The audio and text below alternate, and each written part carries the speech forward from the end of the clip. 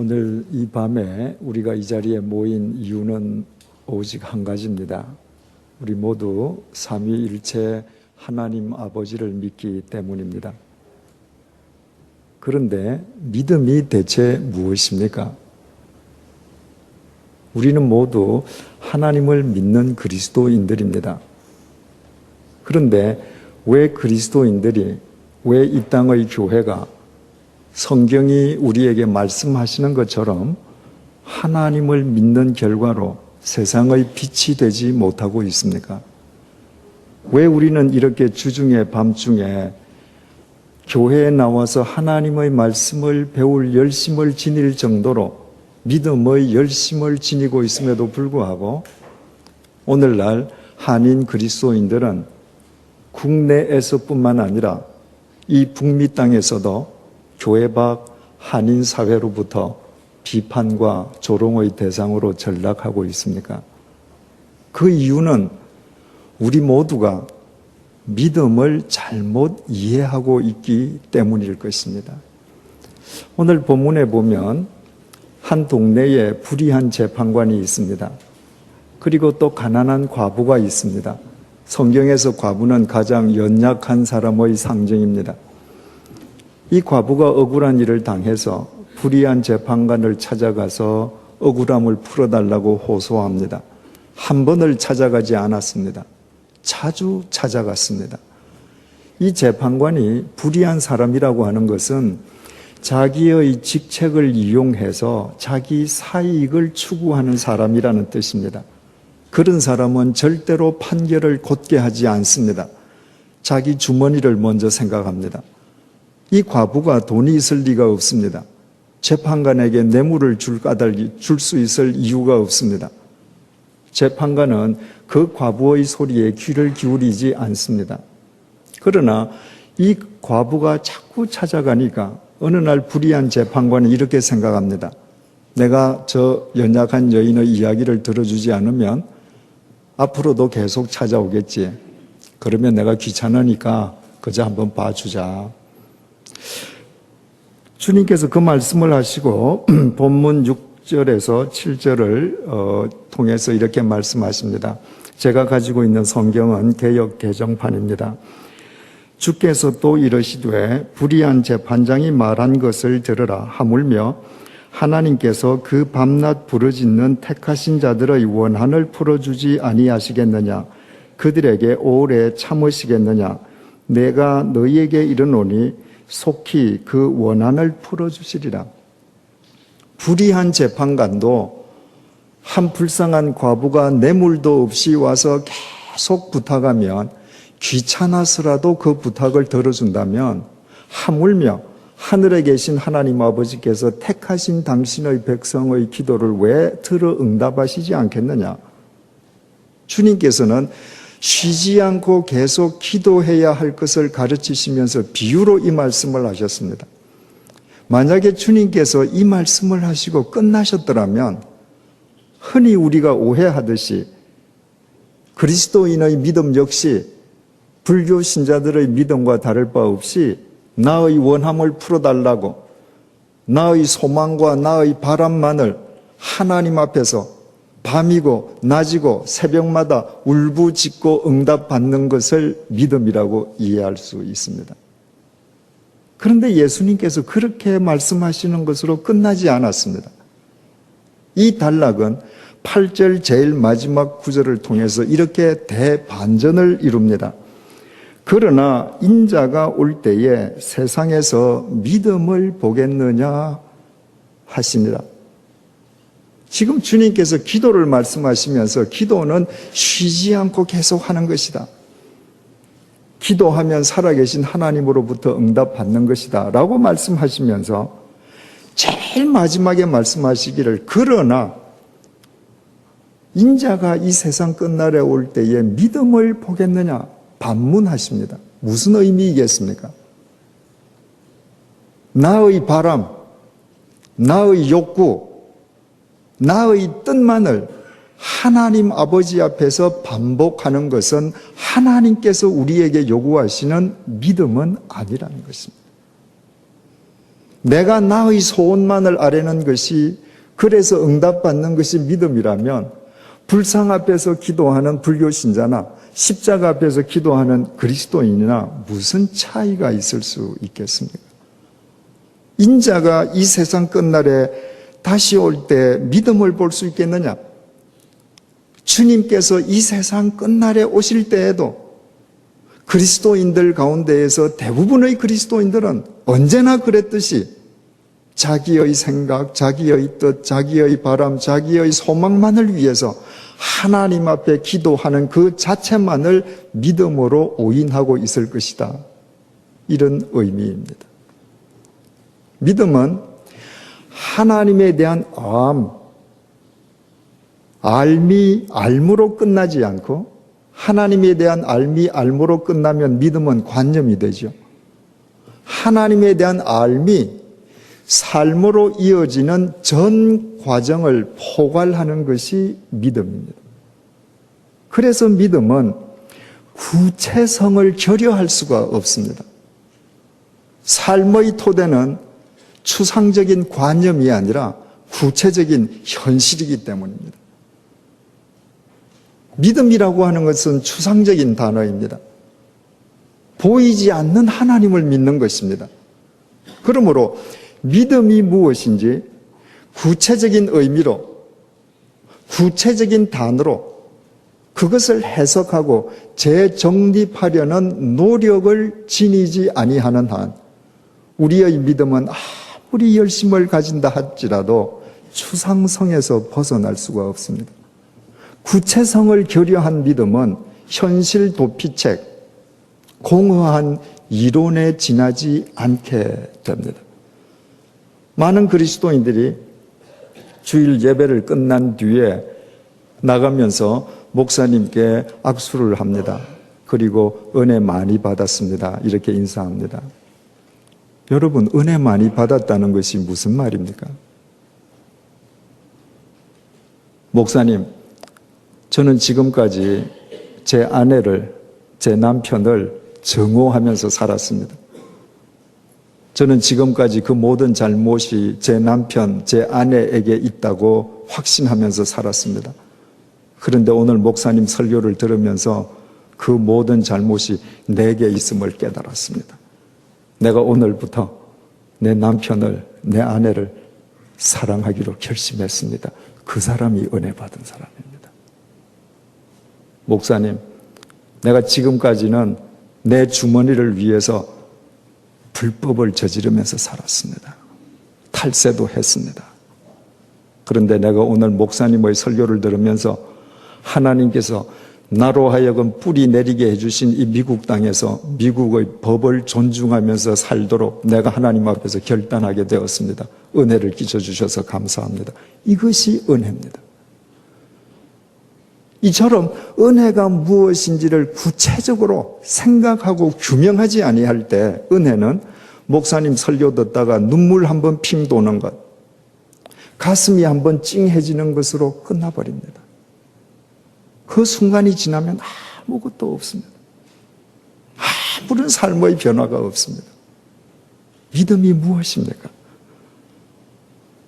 이 추상적인 단어의 구체적인 뜻을 우리는 매일매일 새롭게 구체화시켜갈 때 우리의 믿음이 구체적인 삶으로 드러나게 되는 것입니다. 제가 회복의 신앙이라는 책 속에서 이 추상적인 믿음을 구체적인 10개의 다른 단어로 재정리한 적이 있습니다. 간략하게 말씀드리면 그 책 속에서 첫 번째 단어, 믿음은 첫째 순종입니다. 순종 없는 믿음은 있을 수 없습니다. 믿음이 순종이라 할 때 그 순종은 두 가지에 대한 순종입니다. 첫째는 하나님 말씀에 대한 순종입니다. 내가 누구를 믿는다고 하면 그 사람의 말을 믿는 것입니다. 여러분들께서 이재철 목사를 믿는다라고 제게 말씀을 하시면서 제가 여러분들에게 말씀을 드릴 때 속으로 아유 저건 거짓말, 아유 저것도 거짓말, 그러면 저를 믿으시는 게 아닙니다. 여러분들께서 저를 믿으신다면 설령 여러분께서 이성으로는 믿지 못할 말씀을 제가 드릴지라도 저를 믿으신다면 여러분들은 100% 저를 신뢰하시는 것입니다. 하나님의 말씀에 대해서 순종하지 않고서 하나님을 믿는 방법은 있을 수 없습니다. 순종의 두 번째 대상은 주어진 상황에 대한 순종입니다.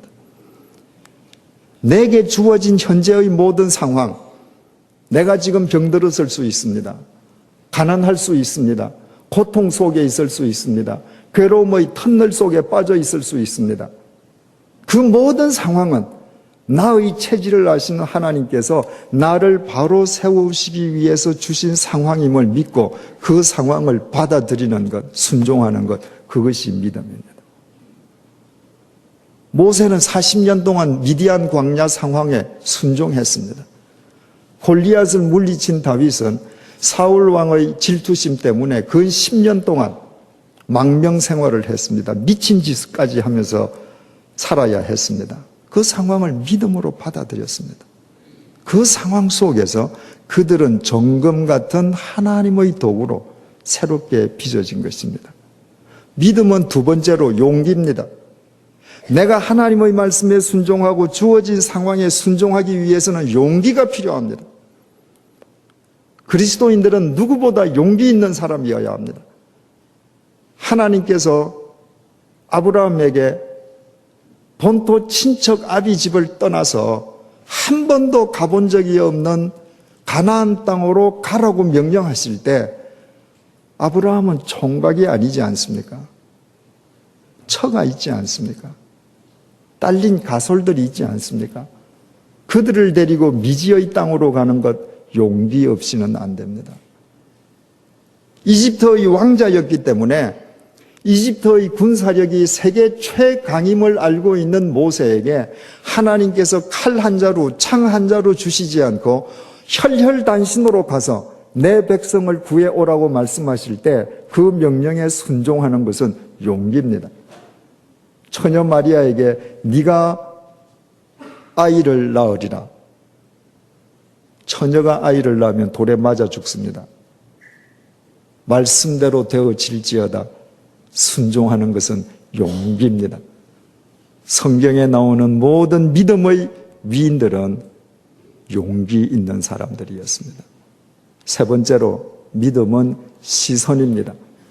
믿음이 용기라면 그 용기의 원천은 나 자신이 아닙니다. 용기의 원천을 나 자신으로 삼으면 만용입니다. 만용은 나를 주저앉히고 나를 망치는 흉기입니다. 그 용기의 원천은 오직 하나님이십니다. 그래서 참된 믿음의 사람은 자기의 시선을 하나님께 고정시키는 사람입니다. C.S. 루이스는 우리가 하나님께 우리의 시선을 고정시키고 있는 동안만 우리는 그리스도인이라고 했습니다. 나는 루이스의 말에 100% 동의합니다. 저는 목사입니다. 목사면 여러분들과 다릅니까? 다르지 않습니다. 똑같이 죄성을 가진 인간입니다. 주님 보지 않으면 목사 불륜에 빠질 수 있습니다. 주님 보지 않으면 목사 돈의 노예로 전락할 수 있습니다. 주님에게 시선이 고정되어 있지 않으면 목사가 가장 추악한 삶을 살 수 있습니다. 주님에게 시선이 고정될 때에만 용기 있게 이 세상에서 할 것과 하지 않을 것을 구분하면서 살아갈 수 있습니다. 네 번째로 믿음은 다루어짐입니다. 다루어지는 거예요. 내가 하나님께 내 시선을 고정시키고 있으면 하나님에 의해서 나도 모르게 다루어집니다. 많은 그리스도인들이 하나님을 다루는 비법을 배우려고 합니다. 많은 책들이 하나님을 컨트롤하는 노하우를 가르쳐주고도 합니다. 여러분, 아무리 유명한 목사님이라도 아무리 베스트셀러라도 하나님을 다룰 수 있다고 여러분에게 이야기하는 책이나 목사님은 모두 거짓 선지자, 거짓 책입니다. 하나님은 인간에 의해서 컨트롤 당하시지 않습니다. 하나님에게 시선을 고정한 사람은 천지를 창조하신 하나님은 인간에게 컨트롤 당하는 분이 아니요. 그분의 손에 의해서 내가 컨트롤 당할 때만 진정 행복해짐을 알고 젊어서는 스스로 띠뛰고 천방지축 다녔지만 하나님께 시선을 고정한 뒤엔 하나님께 두 팔을 벌리고 그분이 끄는 대로 따라가는 사람입니다. 다섯 번째로 믿음은 신실입니다. 하나님에 의해서 다루어지면 그 사람은 신실해질 수밖에 없습니다. 믿음은 신실과 구별되지 않습니다. 믿는다고 하면서 거짓된 삶을 산다. 아직도 믿음을 이해하지 못한 분입니다. 믿음을 헬라말로 피스티스라고 합니다. 그런데 그 피스티스라는 말은 믿음이라는 뜻과 신실이라는 뜻을 동시에 지니고 있습니다. 우리말은 믿음과 신실이 구별되지만 헬라말로는 구별되지 않습니다. 그래서 여러분들이 신약 성경을 읽으실 때 믿음이라는 단어가 나올 때마다 그 단어를 신실로 대체하시면 정확한 의미를 알 수 있습니다. 마태복음 21장 22절 너희가 기도할 때 믿고 구하는 것은 다 받으리라. 얼마나 그리스도인들이 좋아하는 구절입니까? 기도의 시간마다 단골로 등장하는 구절입니다. 내가 믿고 구했으니까 주실 줄 믿는다는 겁니다. 그러나 그 믿음을 신실로 바꿔보십시오. 너희가 기도할 때에 신실하고 구하는 것은 다 받으리라. 신실한 사람은 헛것을 구하지 않습니다. 신실한 사람은 욕망의 것을 구하지 않습니다. 신실한 사람은 자기의 것을 구하지 않습니다. 신실한 사람은 하나님의 뜻을 구합니다.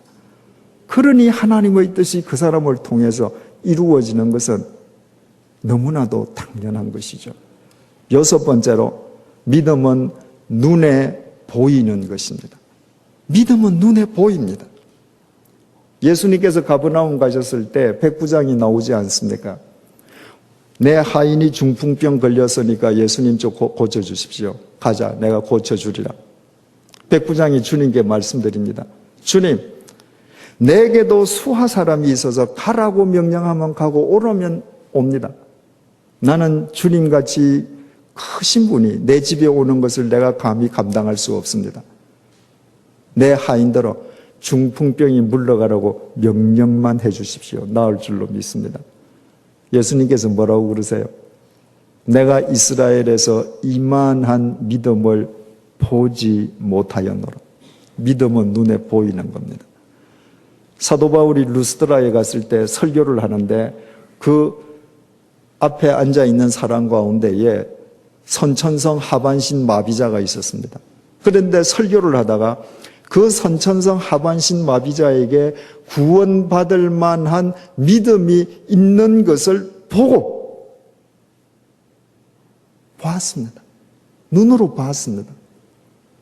네 발로 일어서라.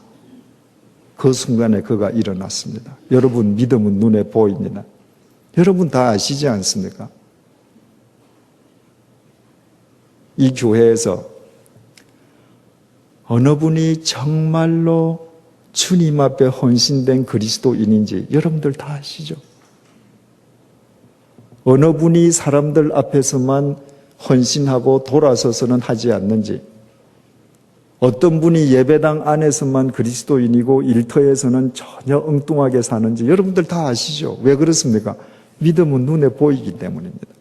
중요한 것은 여러분들께서 다른 사람의 믿음을 눈으로 보시듯이 다른 사람도 여러분 개개인의 믿음을 눈으로 보고 있다는 것입니다. 말하지 않을 뿐입니다. 저분은 진실된 분, 아닌 분 다 보고 있습니다. 믿음은 눈에 보입니다. 일곱 번째로 믿음은 자기 발견입니다. 믿음이 눈에 보인다고 하면 다른 사람 눈에만 보이는 것이 아닙니다. 믿음은 눈에 보이는 것이기 때문에 자기 눈에도 보입니다. 새로워진 자기가 보입니다. 안데르센 그 유명한 동화가 있지 않습니까? 오리떼 중에 유독 못생긴 오리가 있었습니다. 생긴 모양이 다릅니다. 색깔이 다릅니다. 목소리가 다릅니다. 걸음걸이가 달라요. 오리들로부터 매일 미움을 받습니다. 어느 날 하늘에서 멋진 새가 내려옵니다. 오리들에게 물었습니다. 저건 뭐냐? 백조랍니다. 아, 저 백조는 어떻게 하면 저렇게 멋질까? 넋을 잃고 바라보는데 이 백조가 내려와서 이 미운 오리 새끼 보고 뭐라고 그럽니까? 얘, 너 왜 거기 있니? 넌 백조야. 그제서야 백조가 자기를 발견했습니다. 백조를 보고 자기를 보니까 자기도 백조입니다. 내가 하나님을 보고 하나님 안에서 예수 그리스도의 보혈 속에서 의로워진 하나님의 자녀가 된 나의 존재가 내 눈에 보이는 것입니다. 8번째로 믿음은 자기 가꿈입니다. 하나님의 자녀가 된 내가 발견되면 하나님의 자녀로 나를 가꾸어 갈 수밖에 없습니다.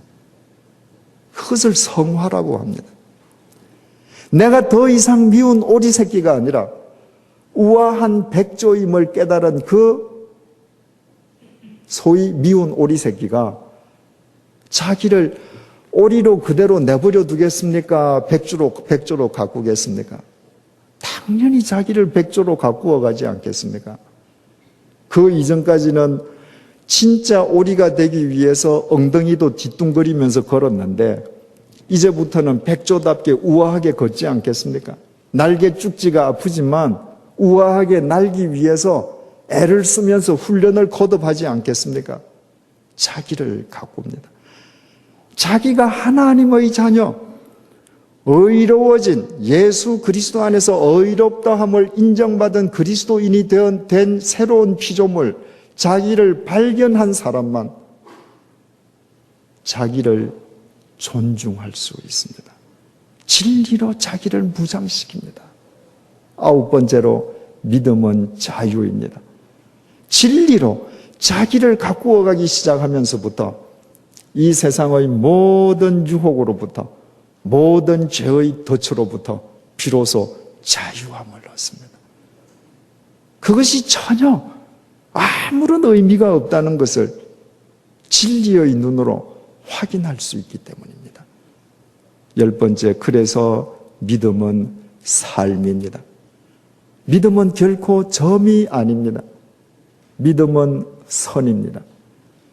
여러분들이 주일날 교회 나오시고 교회 행사에 참여하시고 수없이 많은 점을 찍는다 할지라도 점은 점일 뿐입니다.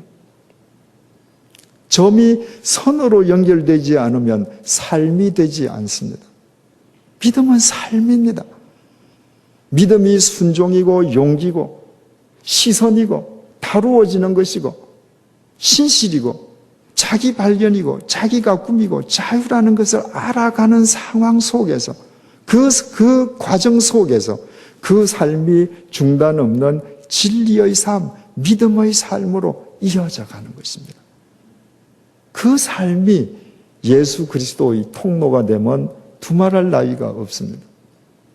지금 우리가 잠시 믿음이라고 하는 이 추상적인 단어를 구체적인 10개의 단어로 재정립만 시켜봐도 믿음이 그런 거구나. 내가 믿음에 대해서 잘못 생각했구나. 우리가 알 수 있게 됩니다.